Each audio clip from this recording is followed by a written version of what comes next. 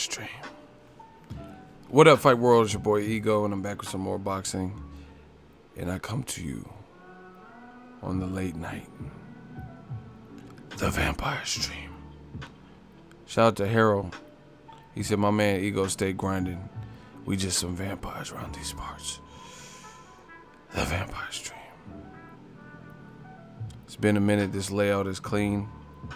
That's because we're on the Vampire Stream. Shout out to DC. What about the mic? Man, we just working. Shout out to D, my shooter. We're going to do a quick Vampire Stream and talk about it on the Vampire Stream. We had a good day. Ton of super chats. Life is good. We just grinding out here, man. Sick mic, fool. Well, I'm glad you guys enjoy. Smash the like button. We working on the Vampire Stream. Listen, we ain't got no time to waste. We're gonna talk about it. Jump right in. Shout out to BX. He says, Ego, stay grinding. The people's champ. This is what I gotta do. Anthony Joshua. Man. His plan has backfired. Him and Eddie Hearn. The reason I say this on the Vampire Stream is because slowly but surely you see walls being knocked down, fans turning, situations are coming into focus regarding the Wilder fight, why it didn't happen, and more people are saying the same thing. Frank Warren just did an interview. It was on the Belfast Telegraph. It was also on World Boxing News. And guess what? The Vampire Stream. He says that Anthony Joshua, he's seen the offer.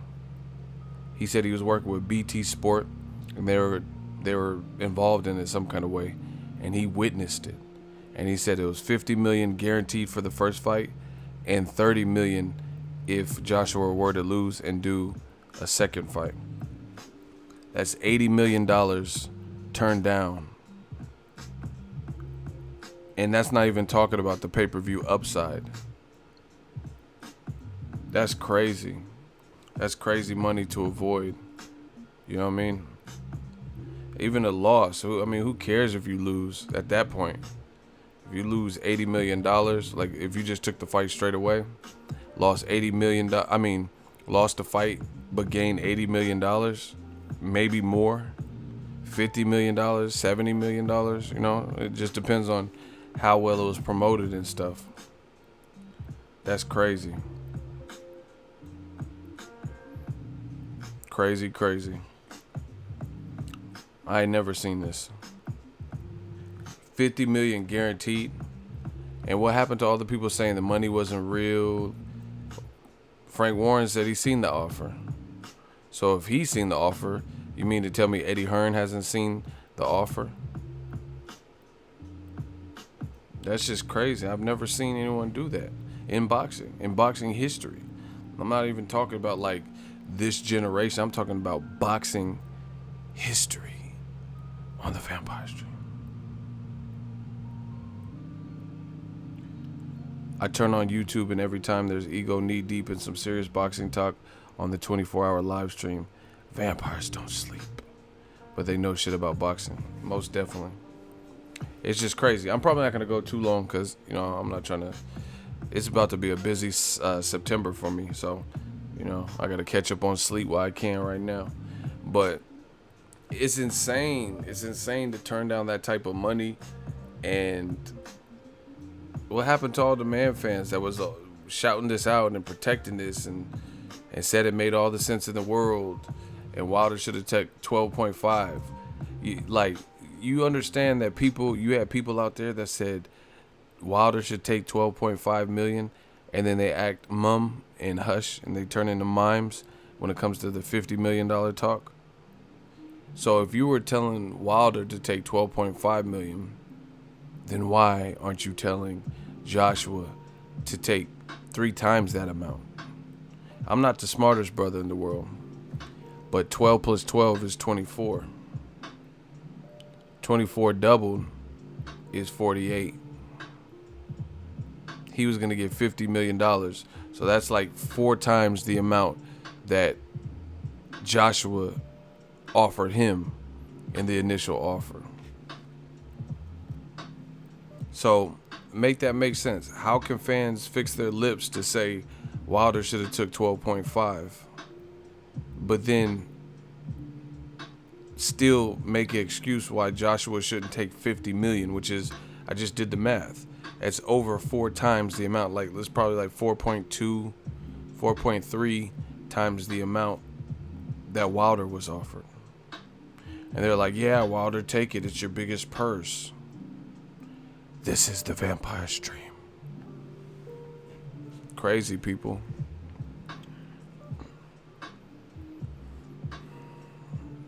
In a way, I feel bad for Joshua because he's probably a good dude, but at the end of the day, he brought this on himself. This is the team. This is the company you keep. These are the decisions you and your team made. Kind of comes with the territory. You get me? Fury's not getting out of the way of that right hand for 12 rounds, let's be honest. Yeah, I mean, I have my concerns too. But Klitschko was a big puncher, and he wasn't able to land nothing. I mean, it's a different fight. Wilder's more aggressive than Klitschko. But Klitschko has more technical ability than Wilder. So, it could be an interesting fight. But, you're always going to revert back to, like, the Steve Cunningham knockdown.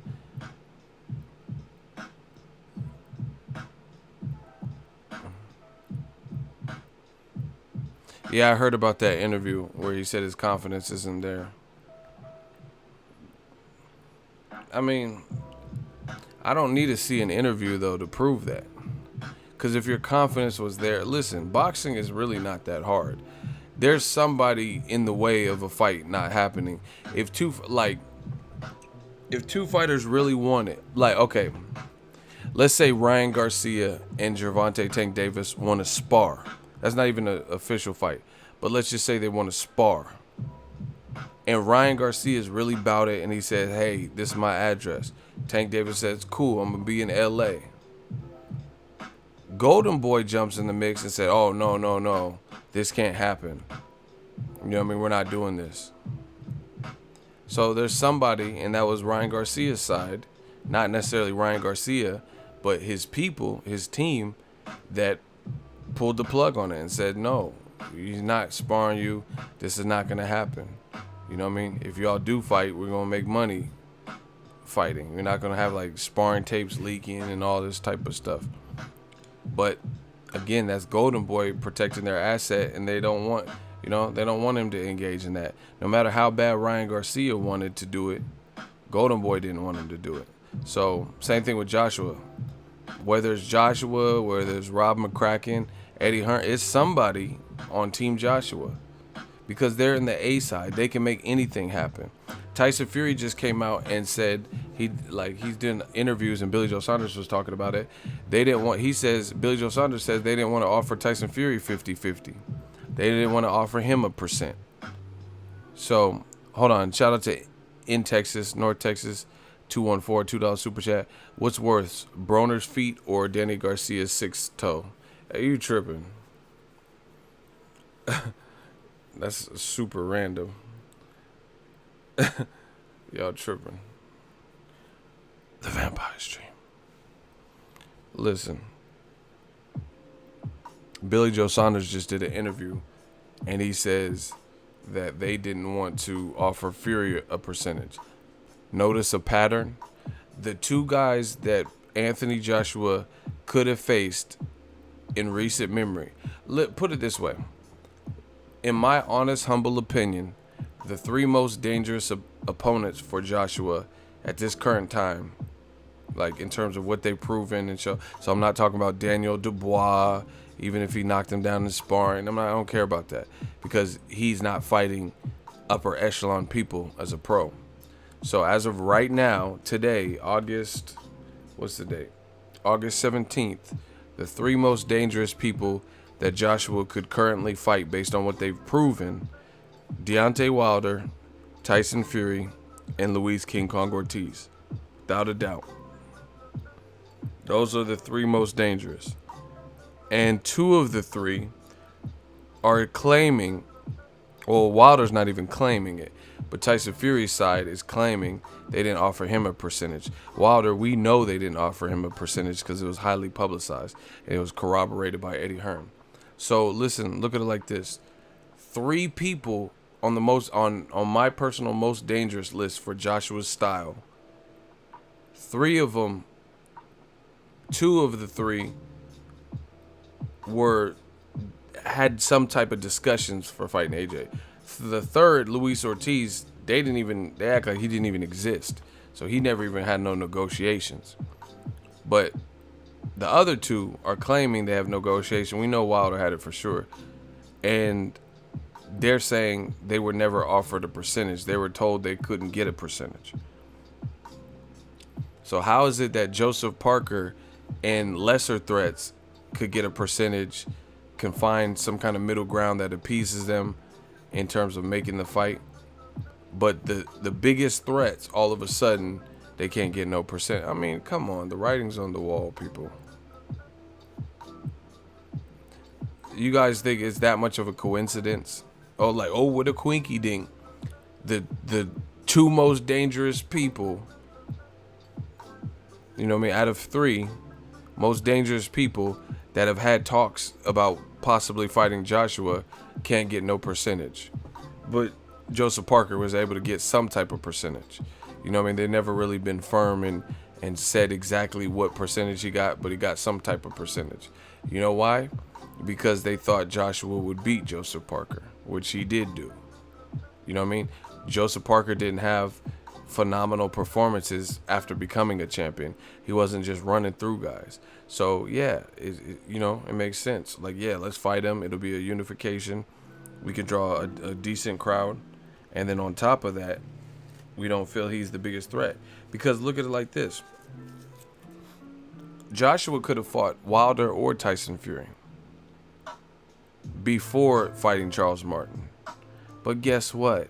He fought Charles Martin once again because it was the path of least resistance, and you felt you liked your chances with that guy better than those other guys. Tyson Fury at that point was a champion. You know, this was before the failed drug test.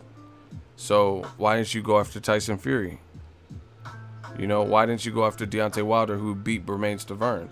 You went after Charles Martin because you picked off the lowest hanging fruit, the guy who's unproven, the guy who won in an untraditional way, won the title. It's not like he went out there and destroyed Glasgow. You know, Glasgow hurt his knee and it was a wrap. So, I mean, just look at it. Same thing with Joseph Parker. If you wanted to unify, why not unify with Wilder first? Because you picked off the lowest hanging fruit. Joseph Parker had the less eye-catching performances, so that's who you chose to fight first. It's very easy. Stevie Wonder could see these things. Because, okay, Wilder could have been the March fight. You know, instead of Wilder fighting Luis King Kong Ortiz, taking out Joshua's trash, that was Joshua's old mandatory. He could have fought, instead of Parker, he could have fought Wilder in March. People forget about that. People keep thinking about just the September through October shit for the later this year. But the Joseph Parker March 31st fight, that could have all been negotiations for Wilder's team. But guess what?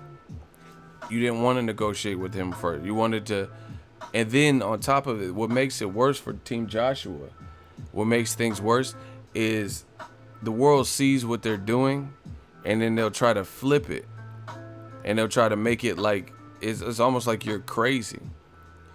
So we know you picked Joseph Parker first, right? Because you felt he was the easier champion to beat. We know this. He had less experience. Deontay Wilder's a bigger puncher, a bigger frame, aggressive, and he had been a champion longer with more title defenses. And he has an Olympic bronze medal, and I don't think Joseph Parker has one, right? But the thing that makes it deplorable for Team Joshua is even though the fans see what you're doing, they'll still try to front and use some kind of patsy and some alibi where that makes you like as if you're crazy. You know, it's like someone stealing money out your wallet, and then you're like, man, I had $20 in here. I know I had $20 in here. Did you take my $20? And they're like, hey, I don't know what you're talking about. And they really took it. You feel me? They took the $20 out your wallet. And you're like, no, I went to the bank and I got a fresh, crisp 20. I remember putting it in my wallet. And all of a sudden, my wallet was in the drawer. I put it in my pocket. And now the 20 is gone. Did you take it? And they're trying to make you sound like you crazy. Like you just lost your mind. That's what Team Joshua does. You get what I'm saying? Like, we know you fought Joseph Parker because you liked your chances with him. But then they'll flip it and say that Wilder is a lesser threat than Joseph Parker. That's what Eddie Hearn and Anthony Joshua both said. Now you're not going to play me for a fool. You're not going to do that. You could try, but it's not going to succeed. You know what I mean? You talking about Joseph Parker is more dangerous than Wilder because he's more technical. Stop it. You know he's not more dangerous. You know what I'm saying? Because he doesn't have the level of experience. He doesn't have an Olympic bronze medal. And he's not 6'7". He's shorter than Joshua, not taller. He doesn't have these long-ass arms and athleticism Wilder has. And he doesn't have the one-punch game-changing power that Wilder has.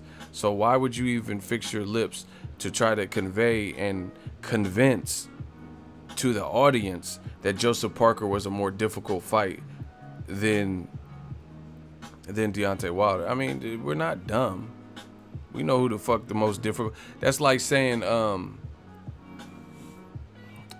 Errol Spence is an easier fight than Sammy Vasquez or some shit. You get what I'm saying? It's not that Sammy Vasquez is a terrible fighter or Josecito Lopez or something, but there's no one that's going to really convince you at this point in time that Josecito Lopez is more dangerous than Errol Spence is right now. You know what I mean? Where I'm from, we call that fronting. And people aren't buying it. You know? So the best thing they could do from here on, which I can't tell grown men how to react. They're going to do what they want to do. But tell the truth. Tell the truth. They got to tell the truth. You know what I mean? It's never too late. You got to start at some point. But, you know, all this stuff. Just trying to make Wilder look bad and make it look like Joseph Parker is more difficult. You know Joseph Parker is not more dangerous. Name one Joseph Parker. Here's my question to you guys on the Vampire Stream. Name one good Joseph Parker performance where he looks sensational. Mayweather Canelo type of performance since he's been a champion. Like, it could be after Joshua. I don't care. Name one performance where you would say it's Mayweather Canelo-esque. What Mayweather did to Canelo, you would say it was like, damn, that was just a dominant. He did his thing. Name one since becoming a champion, or even after he lost the champion. Like, I don't care. You can go all the way up to Dillian White fight.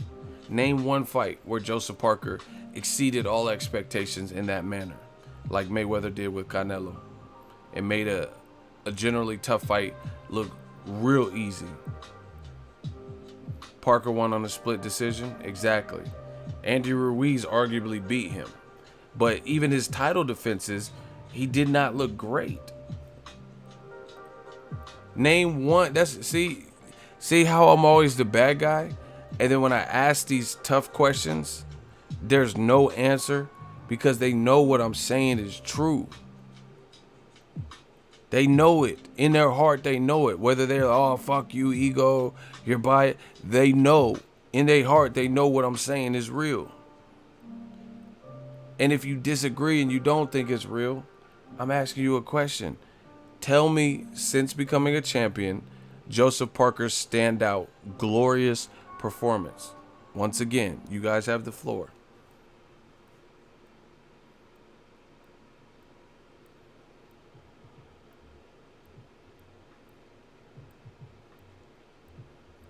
What performance?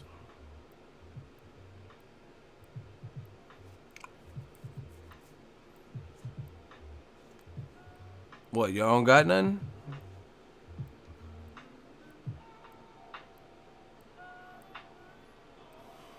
Exactly. No, it's all quiet on the Western Front, as usual. Crickets. He fought Huey Fury on YouTube pay-per-view. Neither one of them looked great. He fought Raz Kojanu, who's a big heavyweight. Struggled and went the distance. I was just at Mikey Garcia versus Robert Easter. Luis Ortiz, coming off of a knockout loss to Deontay Wilder, fought the same guy and destroyed him in 2 rounds via knockout. Same opponent. Joseph Parker went the decision with him. Joseph Parker just lost to Dillian White, second loss in a row. So, I mean, what we talking about? What performance did he have since becoming a champion where you were like, yo, this is the man to beat? You know? And I'm not clowning Joseph Parker. I like him. I met him. He's a good dude. Maybe he could have developed, but I'm just saying at the time he fought Joshua, he wasn't there. He hadn't developed into this messiah of the heavyweight division. He hadn't, because he had no signature win. Even the performance where he fought for a vacant title, he arguably lost to Andy Ruiz Jr. Arguably. You know, I don't care if you said he won. That's cool. But there's people out there who think Andy Ruiz won. So what are we talking about? Even your title performance. So if I see this, you mean to tell me Eddie Hearn don't see this? Rob McCracken don't see this? Anthony Joshua? I'm the only one that's studied the pedigree of Joseph Parker and their promoters and matchmakers? Absolutely not. So again, if I see this, if I've seen that Joseph Parker have had mediocre to lackluster performances, then guess what? This is not like a Sam's Club membership where only I was privy to these fights and nobody else seen them. You know what I mean? So if I seen them, then you know either Eddie Hearn or his matchmakers or whatever seen them, or they have a general idea of what happened, like they know outcomes. You get what I'm saying? So yeah, Eddie Hearn was more willing to risk his cash cow because Joseph Parker didn't have any signature wins. Deontay Wilder just crucified Bermane Stiverne. I was there live. That's another fight I covered. I'm everywhere. You ain't never there. Chesamine, Life and Fitness, what's goody, man? We just, the Vampire Stream. We just chilling. We body bagging these dudes non-stop. I will not stop, can't stop, won't stop. You guys got questions to answer.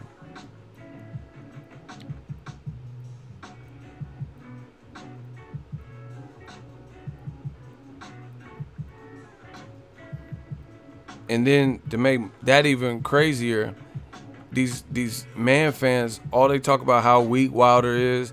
Why didn't he sign a contract? He has chicken legs. He has no resume. But then you have people in the industry like Luis King Kong Ortiz. What did he say? He's not saying nothing about chicken legs. He says that Wilder will knock Joshua out in 5 rounds. You have Tony Bellew, who says Wilder's going to knock Tyson Fury out in 3 rounds or less. Max. 3 rounds max or less. Right? You have guys like Klitschko saying, hey, Wilder's power, I don't know, he's dangerous. You know, he didn't really take a side. But you got Joseph Parker said, Wilder's going to knock out AJ. So once again, what happened to all these man fans and YouTube channels and writers who are saying the opposite? And they're saying that Wilder has chicken legs and he ain't beat nobody. Why are heavyweights saying, man, I'm picking Wilder by knockout? Why is Lennox Lewis saying that Wilder he should get 60-40? You guys are done. Because all that bullshit you were peddling, nobody's co-signing you. And it's making it hard. We making it hard for y'all to eat out here. Y'all ain't getting no money. Death Row East, believe in it. I told you, this is not a game. I live and breathe this shit. I work harder than these dudes. I work smarter than these dudes. And we tell the truth. They don't. So, old media, man, y'all just getting bodied. Shout out to Deron Heron. He said he's up getting his AM workout listening to Boxingego. We the champs, man. We the trendsetters. Everybody want to be like us. They want to be like the Army. I'm just telling y'all. Y'all can say whatever you want, but you see it. You see it, man. Like, oh yeah, Joseph Parker, he's more dangerous. Okay. Then why would you fight the more dangerous guy? Shout out to my dude Duron Heron. $15 super chat. Salute. Says morning ego #king. You know, why would you fight the more dangerous guy first? In what realm does that make the most sense for a promoter to do? So when do you know a promoter to have like let's say Golden Boy promotes Canelo, right? They put Amir Khan and fucking Liam Smith and Julio Cesar Chavez, then they fought Golovkin. But Golovkin was calling them out around the time and before the Amir Khan fight. But you notice how Golden Boy gave Canelo some additional fights. They let him fight Amir Khan, let him fight Liam Smith at 54. They let him move up and fight Julio Cesar Chavez Jr., right? Because they wanted to build to it. And they're the ones that wanted to marinate that fight. So if Eddie Hearn really believed the shit he said, that Joseph Parker was a tougher fight than Wilder because he's more technical, again, since when do you know a promoter to make the much tougher fight first? You know what I mean? Why not take Wilder out of the equation and get that belt, knock him off, and then build up to the Joseph Parker fight? Because you don't believe what you said. You just said it to try to downplay Wilder.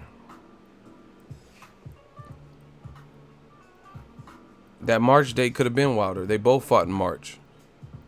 You know, instead of Wilder fighting Luis Ortiz, he should have fought Joshua in March. But they did not want to. That's why they're negotiating with Parker's team, because they like their chances.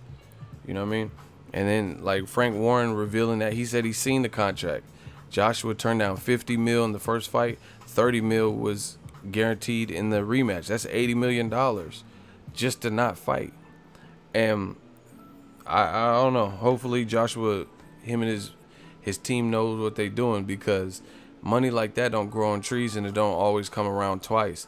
If you look, I mark my words, if Joshua looks vulnerable versus Povetkin, you can kiss $80 million goodbye. He's gonna have to look sensational, because who's gonna, if he gets knocked down, if he loses, but if he gets knocked down, if he's in a controversial fight, if he's in a war like the Klitschko fight, who's going to put up that type of money for the Wilder fight again? You know what I'm saying? So you're taking a dangerous in-between mandatory fight when you could have just collected all this money. Like, just think of if you were an investor and Povetkin, let's say he knocked down Joshua, but then he went on to lose a majority decision. Are you going to put up that type of crazy money again, knowing that Joshua showed vulnerability again in a fight? So, you know, some things are once in a lifetime. So, we'll see. We'll see what happens with the Povetkin fight. But Joshua's going to have to look spectacular as far as I'm concerned. And just from the fan pressure aspect.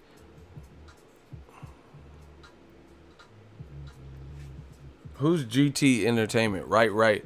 Who takes the toughest fight then ducks a bum? Who's the bum? Who are you talking about?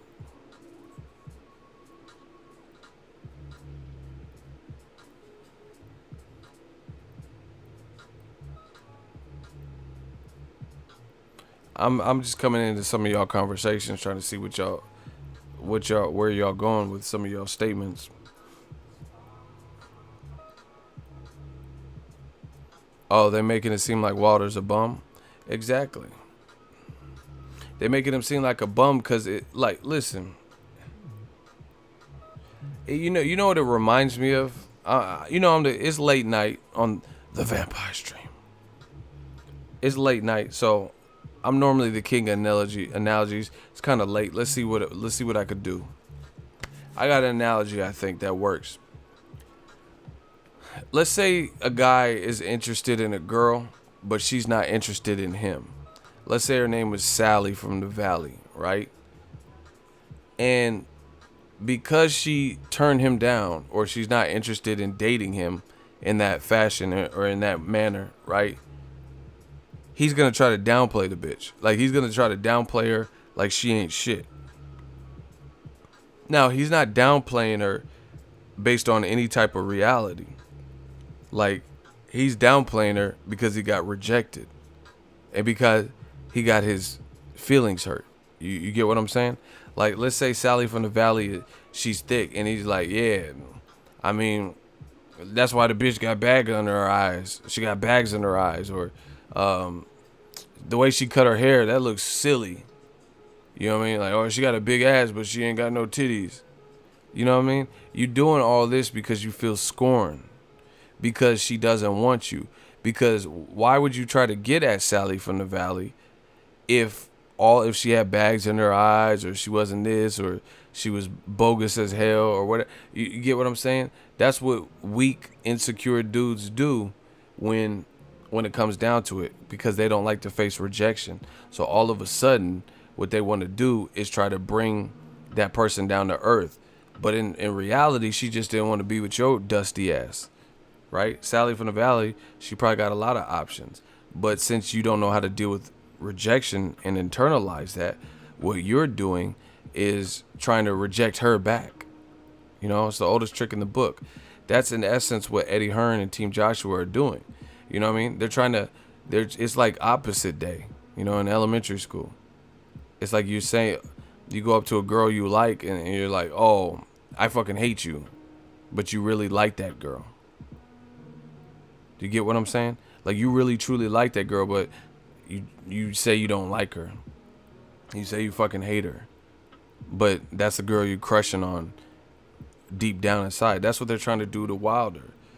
They know he's good, they know he's dangerous, and they know he has power that's game changing. But they're trying to minimize it and make it look like Joseph Parker's more dangerous and Povetkin's equally dangerous. You don't believe that. You don't believe that at all. Because why would you fight Povetkin?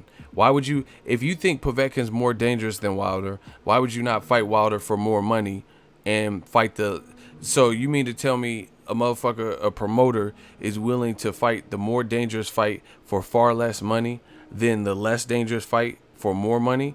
I mean, where they do that at? See, Town Business, he's in the building. We from the Bay. We don't move like that. The Bay Area shit got to make sense. You got to cross your T's and dot your I's. And that don't make any sense. You know, but that's the type of propaganda that Eddie Hearn will put out there.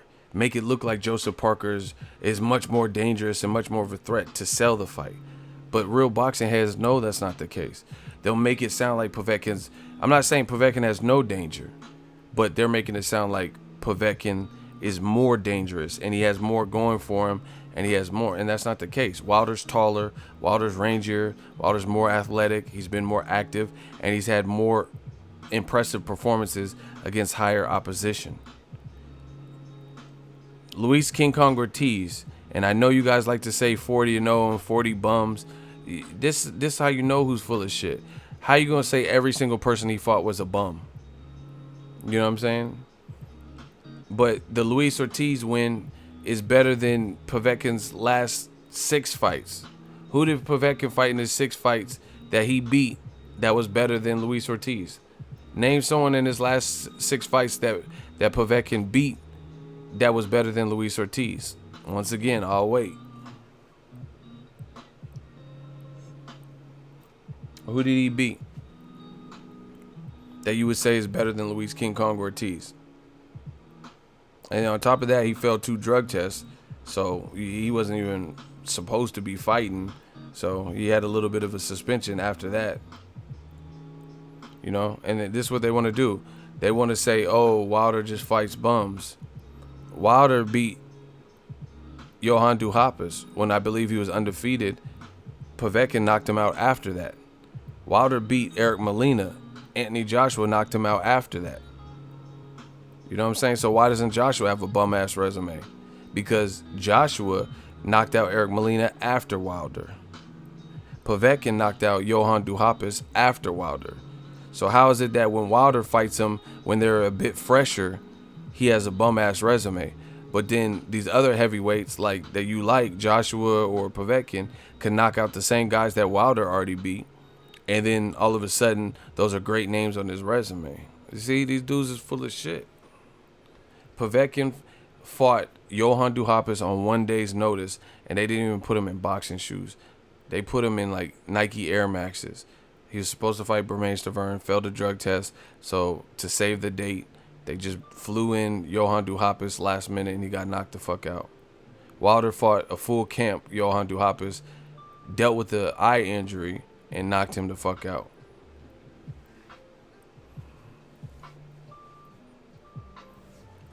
My dude Chazamain, he's from the UK. He said AJ's resume is average. He only beat one proper name and one proper champ, which is Klitschko. And even that win, you got to look at it. Klitschko was 41, and Klitschko was coming off of a loss. These are all facts. This is not me making up shit. This is the reality of where Klitschko was. He looked like dog shit versus Tyson Fury. Town Business says, I thought AJ used to trap. It's always about the numbers when you trap. Hey, you tripping. You want the numbers to go up, not down. He went from a key to a zip. Hey, he brought it on some street shit, but that's real. And I mean, same thing with AJ's performances. It seems like you would fight Klitschko in actually crescendo, because that's like ton of experience. He fought Klitschko and his performances have looked worse. Real talk. Where they do that, like when Mayweather beat Gennaro Hernandez, he only got better. You know what I'm saying? He didn't fight Gennaro Hernandez and then put up weak performances. Anthony Joshua fought Klitschko, had a war, and his performances have been low-key worse. Not really even high-key worse. You know, the Carlos Takam was a late replacement, and he was winning, but he wasn't winning like when he was fighting Kevin Johnson's and Dominique Brazil. He wasn't winning like that. You know, and then the stoppage was some bullshit. That was a weak-ass stoppage. You know what I mean? That was almost like a charity stoppage, because Takam might have been hurt, but he would have been hurt probably worse earlier in the fight when he got knocked down, and the ref didn't stop it. So why stop it at that? You only got like 1 round or so left. Why are you going to stop the man right then? You know what I'm saying? Off of that sequence. And then he fought Joseph Parker. He definitely didn't look sharp. Joseph Parker, he was jabbing. That's all he did was jab. You know what I mean? He got on his Gennady Golovkin. Just jab. Let me jab, because I can't barely hit this motherfucker with no power shot. Man, y'all don't know shit about boxing. A lot of y'all don't know shit about boxing. See, my thing is this. There's a lot of power punchers, but when they get in there with a tricky person, how come they can't get no combinations off?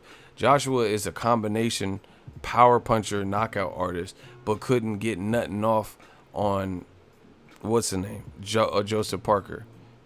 Yet Dillian White, based on his style, was able to knock Joseph Parker down once or twice. Technically twice, but I think the second one was some bullshit. Do you get what I'm saying? Because Dillian White is more aggressive. Joseph Parker versus Joshua, he didn't want to take those chances. And then he blamed it on thinking about the Wilder fight. He was like, oh yeah, I was thinking too much because of the Wilder fight. Why are you thinking about the Wilder fight and you ain't fighting him next? None of this shit makes sense. He said he fought Joseph Parker a certain way because he didn't want to ruin the Wilder fight, and he was overthinking it. So he wasn't as aggressive and wasn't letting it free flow. But why were you thinking about the Wilder fight if you're not even going to fucking fight him next? That doesn't even make sense. How is that a distraction if you're not fighting Wilder next? It's a bad look, people. Y'all can say whatever you want. Smash the like button. We working.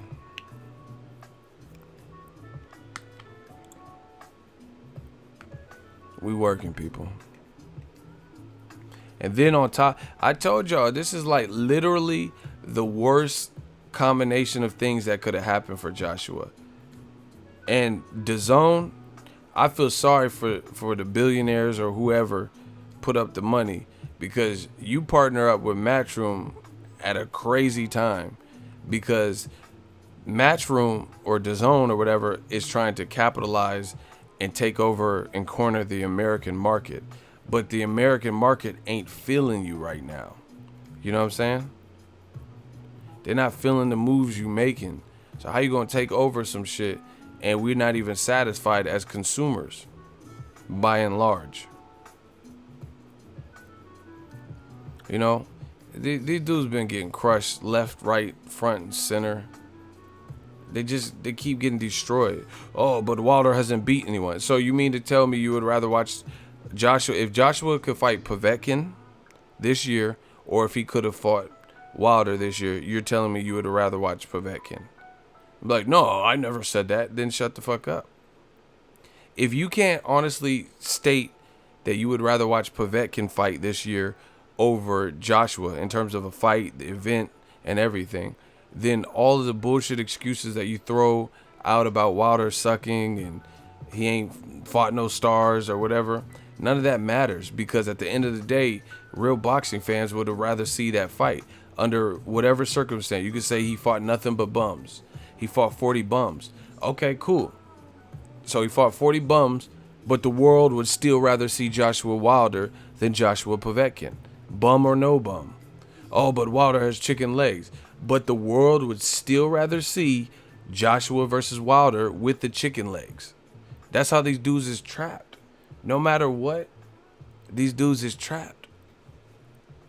But yeah, DAZN, man, they came in the game partnered up with Eddie at the wrong time, because Eddie has to make amends for the boxing fans for what he's put us through. You know what I mean? And it could have been so much easier. I like, as a man, my time is valuable. You know what I mean? I'm a man with a purpose. I got a business to run. I got a family to help. You know what I mean? I don't have kids, but my parents, you know what I mean? I try to help them out. So my time means something. You could have not wasted everybody's time. You know what I mean? I'm not up here just trying to make videos to get studio applause or super chats or nothing like that. I mean, it helps, but that's not what I do this for. You know what I mean? I do this for the love of the sport. So I could have not done video A, B, and C if it was some bullshit and you really didn't want to fight him, like I suspected. But, you know what I mean? Me being a good journalist, I still covered it. Even though I knew it was some bullshit, I still covered it because, like, oh, this is the current news. Let me talk about it.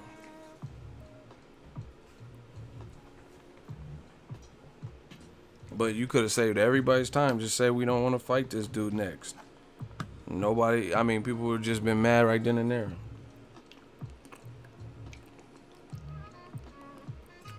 Nobody like wasted time. The Vampire Stream. Just be transparent. Like, if you had a job, right, and the job, you're real close to your store manager, and he knew that your job was about to start doing massive layoffs and your position was going to be affected, wouldn't you want to know? You know, so you could start at least put in your brain like, fuck, I got to start looking for how I'm going to support my mortgage or my kids or whatever. You know what I'm saying? You would, of course, want to know. If he's cool with you and he knows that they're about to do massive layoffs and your position is getting dissolved, you would want to know. You know, just for transparency, so you can plot your next move. So if AJ didn't have any intentions of fighting him next, they should have just said that. Say, hey, I was just joking about the 50 mil. Fuck y'all, I don't know what y'all talking about. And then people would just have to deal with it. Just like Keith Thurman did. Keith Thurman told you. He's like, are you going to fight Errol Spence? Not going to happen, baby. 2018, you're not going to see it. He just told you, straight up. You ain't seeing this shit this year. I'm playing the flute. Fuck y'all. And then he went right back to the part. Hey, at least he kept it a buck. I mean, no matter if I liked it or not, he told you. He said, not going to happen, baby. 2018, you're not going to see it. I'm getting married. I'm playing the flute. I'm reading The Art of War in the park and playing the fucking recorder. I don't give a fuck what y'all talking about. I ain't fighting Arrow. You fight the motherfucker. You fight the truth. You get me? You're like, you just have to take it. Take it what it is. He just told you. Eddie Hearn did. See, the worst part, like I said, Eddie Hearn and Joshua, they talking greasy and then not taking the fight. You know what I'm saying? Joshua was like, These boys can't compete with me. What you mean they can't? Yeah, they can't compete because you won't take the 50 mil. What you talking about? You said they won't compete. You can't compete with you. That's because you ain't giving them the fight.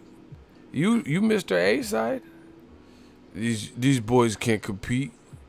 Yeah, you right about that because you ain't taking the fight. How they gonna compete? He said they could try, but I'm sure they'll fail. Yeah, they gonna fail, all right, because you won't give them the opportunity. Shout out to Brent Weary, $5 super chat. I'm a casual, but the gems you drop open up my mind to this beautiful sport. You stay working. More props to you. I'm forever a fan. Hashtag Ego Nation. Yeah, man. I mean, I'm here to inform, entertain, all that stuff. I'm just being honest. And we all start off as a casual. There ain't nobody that just came in this boxing game and knew everything. So props to you. Shout out to Brent. Bad look. But like I said, it's like everything that could go wrong has went wrong with this Joshua situation. And it's especially that's going to be amplified if Tyson Fury wins this weekend and then Wilder gets in the ring and then they announce the fight then or soon after that. That totally upstate. If it happens, if Wilder Fury is announced before Joshua fights Povetkin, he's fucked because it's going to totally upstage that. Now we have a heavyweight fight that we're really looking forward to. It's just like when Mayweather McGregor were fighting, and those are two outspoken personalities versus Canelo Triple G. Floyd did that on purpose. You know why? Because he knew that him and Conor had more charisma, and they're going to do better with the press tour and selling the fight. So he staged it 2-3 weeks before Canelo Triple G. Now, Canelo Triple G still did good numbers, but imagine if they didn't have to compete with another pay-per-view 3 weeks before in the same city, in the same venue. Yeah, the walls is closing in, man. Walls are definitely... UFC getting murdered. There's a couple UFC fights I'm checking for, but they haven't had that great of a year. They lucky Conor's coming back. Conor's damn near is the UFC right now. But yeah, that's the worst part about it is that they're not taking the fight and then talking greasy and then playing games and stuff like, oh, it's mad. AJ did a sit down interview and he says, Wilder, I'm gonna fuck him up. I'm gonna fuck him up. Nobody wants to hear it. People want to see the fight. If you're gonna fuck him up, because he's saying he gonna fuck you up. One of y'all gotta be lying. Am I right? Wilder said, Anthony Joshua's. I've waited for so long. I will knock you out. I've spent so much energy and so much time chasing your little muscle-bound behind. You know what I'm saying? So one of y'all got to be lying. He's saying he finna fuck you up. And you saying you gonna fuck him up. So we got to get to the bottom of it. And the only way to do that, to fucking fight. I have a bad feeling about this Povetkin Joshua fight. I don't know why. We'll see. AJ should be the favorite, but he got a lot of like side shit going on, distractions. And I don't care how you have to be really mentally strong to just really compartmentalize that and throw that aside. You know what I mean? Like, and act. You know, fans ain't feeling your decisions lately. So I mean, no matter who you are, it's hard to hide that and act. You know what I mean? Like every time you log into Instagram, they like fight Wilder. Why the fuck you ain't fighting Wilder? You motherfucker fight. You know what I mean? Doing all this. You can't tell me you don't see that. You can't tell me you don't see it. And and you know what else makes me think that I really feel like I don't know what it is with Joshua, but like, why doesn't Joshua go to Northern Ireland to go to the Wilder fight? Like stuff like that. Or when Wilder fought at Barclays against Stavern 2, I was there. Joshua wasn't there. Or when he fought Luis Ortiz, Joshua wasn't there. See, you could come to America to go to fucking Mayweather gym and Warriors finals games. Why don't you come to some of these fights? Because I've seen him at fights. Like not seen him like I was there, but I've seen him in videos of other matchroom cards where he's not fighting. So he goes to fight sometimes, but why not go? That would get it all the way cracking. You know what I'm saying? Go to the Northern Ireland show. You know what I mean? That would be a step in the right direction. Show up, pull up. You got the money. You know what I'm saying? Pull up to Northern Ireland. And I don't know, what you're going to say, oh, I don't want to support the competition. Well, that competition is kind of like scouting, because that competition could be in your near future. You know what I mean? Allowing Wilder in the ring, that would have been a step in the right direction.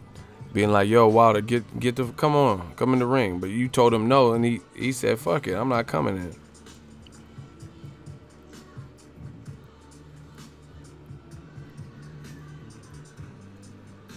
Anyway, let's talk about a couple more topics, and I'm going to cut this off. I've almost been an hour.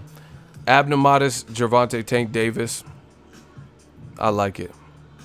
Listen, you can't please everyone. I see some of y'all complaining about that fight. Ain't shit to complain about.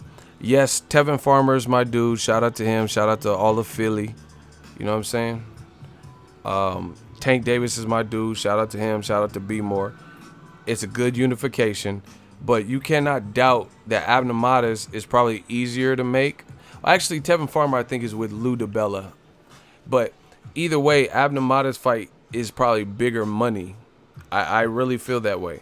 And I understand, and you know me, I'm not no money motherfucker where I'm just like prioritizing money fights necessarily over unifications or whatever.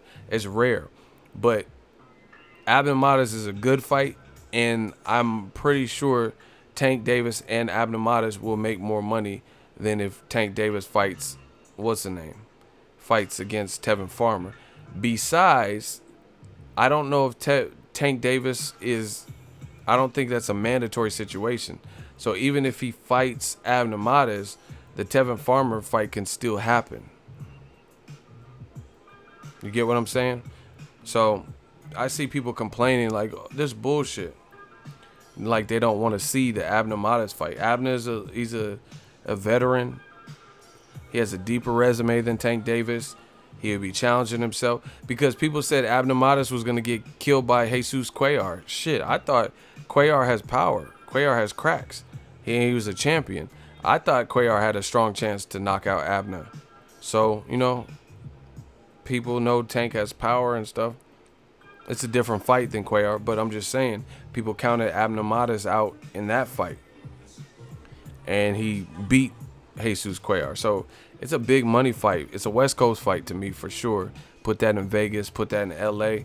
I love it. I don't understand why people are complaining that like they don't want to see that to see Tevin Farmer, because the Tevin Farmer Tank Davis fight is not really going anywhere. And Tevin just fought, and on top of that it's like the Abner Modest fight is a bigger money fight. So you ideally you can make all of the fights.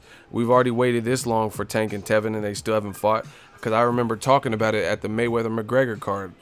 Me and other people were saying, yeah, they should put that on Mayweather-McGregor for the undercard. And guess what? They didn't. So if we've already waited this long for Tank and Tevin to fight, then what's the big deal now? You know what I'm saying? People act all ungrateful. You know, instead of being like, oh, Tank versus Abner and acting like spoiled brats, you should be commending Showtime if they can get it done, because they've been getting done fight after fight. What about HBO? What's their schedule looking like? You know what I mean? The Abner Modest is a good fight for both guys. And truth be told, aside from Abner moving up to 130, Abner Modest has been a champion longer and more times than Tevin Farmer. So, and he got stopped and then became a champion after. I mean, Tevin Farmer did too. He got stopped by Pedraza and then became a champion like years later.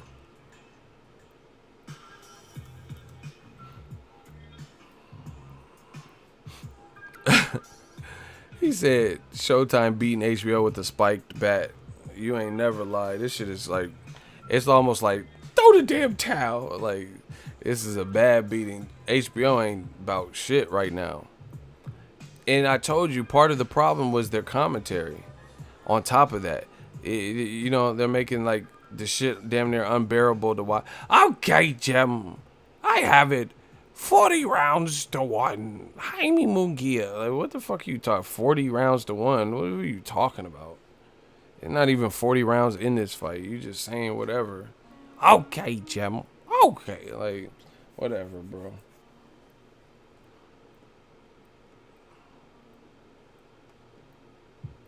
Yeah, Modest does have less losses than Tevin Farmer because Farmer had to learn on the job.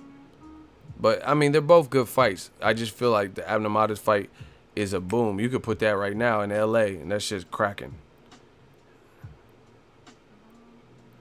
Bias commenting and force-feeding a great white hope. Yeah. And you know what the funny thing? They did all this shit to build up Lomachenko, who's actually a skilled fighter, and then Bob Arum took him off the fucking network. All the other motherfuckers... listen... all the other people that they built up like that stayed on the network, fuck around and got knocked out and shit. Kovalev been knocked out twice, and Andre Ward, and then Eliter Alvarez, who's an Al Heyman fighter, knocked him out, and now he goes back to the PPC. You know, you did all this to build Kovalev. Chocolatito, you did all this to build him. He got knocked the fuck out by Sor Rungvisai.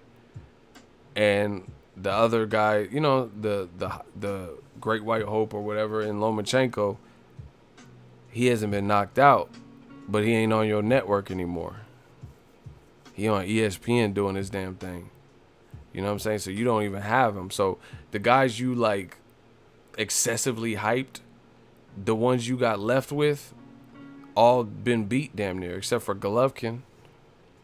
You know what I mean? He might fuck around and get beat September 15th. Cold game. HBO, you got... Hey, HBO, man, you got to do something, baby. Hey, HBO, nigga. Everybody's listening. Hey, HBO, you got to do something. Yeah, man, I can't deal with it. Roy Jones is my dude, though. I can't deal with the rest of them commenting. Roy Jones always be... That's not true, Jim. He always be having to correct them and shit. Hey, HBO, you gotta do something, man. Hey, nigga, everybody listening. Hey, HBO, baby. You gotta do something. Cause that Jaime Munguia, Liam Smith, that was cool. But that didn't... See, like, the thing with Al Heyman fucking him up because he has fights like that. But then he's also doing meaningful fight. Danny Garcia, Sean Porter, fuck what y'all talking about. That means something to welterweight. I need to see who's gonna win that fight. You know what I mean? Because the winner of that fight could possibly fight Keith Thurman in a rematch or fight Errol Spence. So that definitely matters. You know what I mean? Badu Jack versus Adonis Stevens definitely matters. Gary Russell versus Jojo Diaz, that definitely mattered. We needed to see if Gary Russell was really that dude. You know what I mean? Because Jojo Diaz, Olympian, was looking nice. You know, we had to see those things. You know what I mean? Mikey Garcia versus Errol Spence. I don't know how much that matters to the division, but it's still a big fight. Wilder versus Tyson Fury, if that pops off, means something to the heavyweight division. You know what I mean? HBO, a lot of this shit, fucking, like, look at Lucas Matisse earlier in January fought Taram Kouam. Who the fuck is that? And then it didn't matter because later in the year he fought Pacquiao and got fucking destroyed. So once again, you put Matisse in there with someone that has ability and experience to push him, and he quits again. But on their card in January, see, and the Pacquiao fight wasn't on HBO. That was on ESPN Plus. But when Lucas Matisse fought on HBO, he fought Taram Kouam, which ultimately didn't mean nothing because one fight later, you got Matisse quitting and retiring. You get what I'm saying?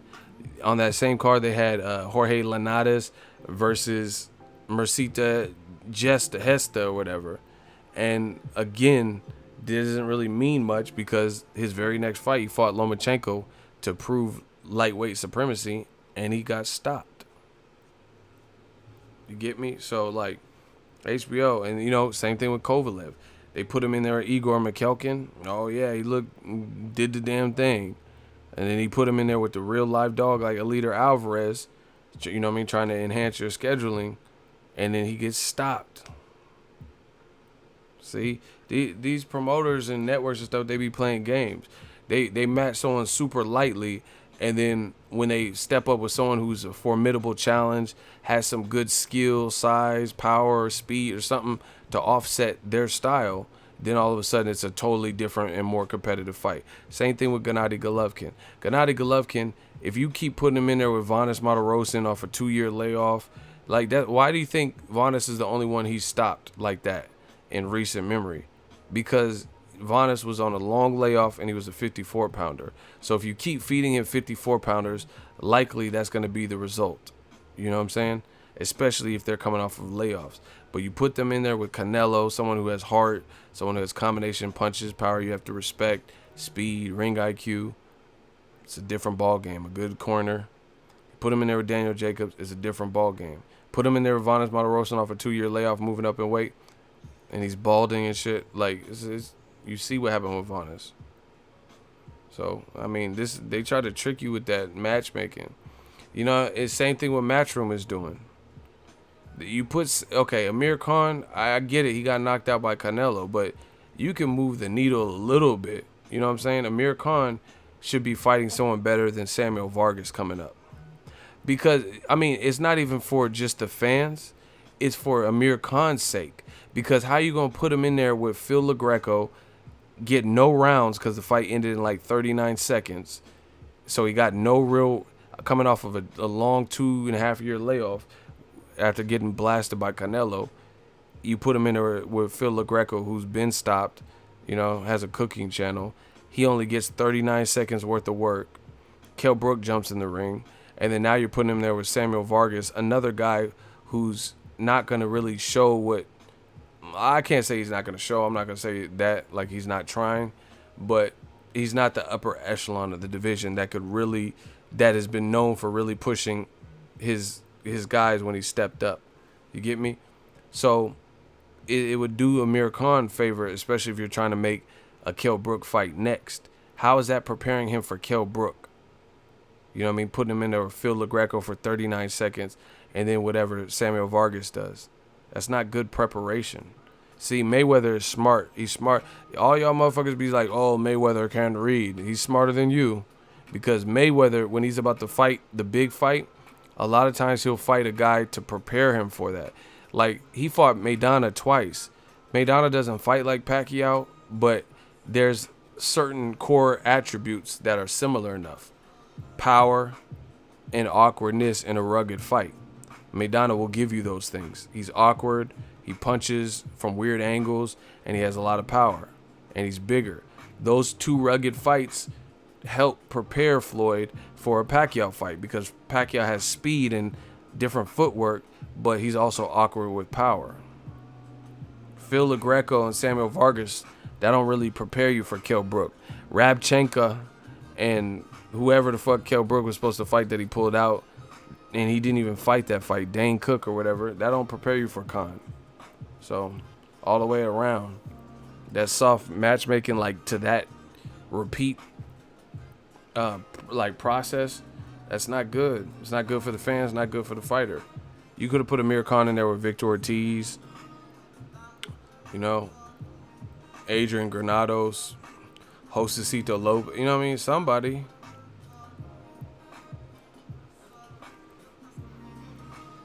It's not ego, but that is Eddie Hearn way. That's how he guided Joshua's career. I know. You know what I mean? Gary Cornish and Kevin Johnson.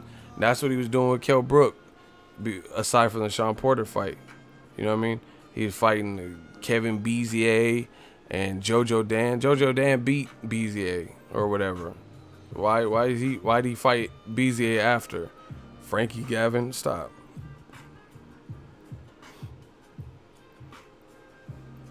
Imagine Conor McGregor fighting Maidana. He'll get slaughtered. Maidana improved his jab with Robert Garcia. Yeah, that wouldn't be a good look for Conor. Amir Khan is back and going all the way. Well, you got to put him in there with Spence then. If he's back, let's see it. See, this y'all just want to talk. I don't. There's nothing to talk about. All right, if he's back, put him in there with Keith Thurman. Put him in there with top competition, Terrence Crawford. Put him in there with Errol Spence. Give him a Danny Garcia rematch if Danny Garcia wins. If Porter wins, put him in there with Sean Porter. You keep saying he's back, that's cool. But we're going to find out if he's back when he fights someone like that. See, y'all, a lot of y'all just say so-and-so is back. I'm not saying he's back or not back. But just like Sergey Kovalev, when you come after bad losses, you don't really know if someone's back until they get put in a similar position of fighting a fighter with the type of skills or similar style to potentially bring out their weakness. You get, like, Kovalev didn't fight nobody like Eliter Alvarez or Ward up until Eliter Alvarez. You know what I mean? After the Ward loss, he wasn't fighting no one like that. So he looked good in those fights. You put him in there with a skill guy with size and power and, you know what I mean, some durability and boxing prowess, he gets stopped. So he wasn't back. So that's how you to me, if you want to prove someone's back, show me. Let's see it. Yeah, if Khan's back, let's see him fight Kell Brook. Exactly.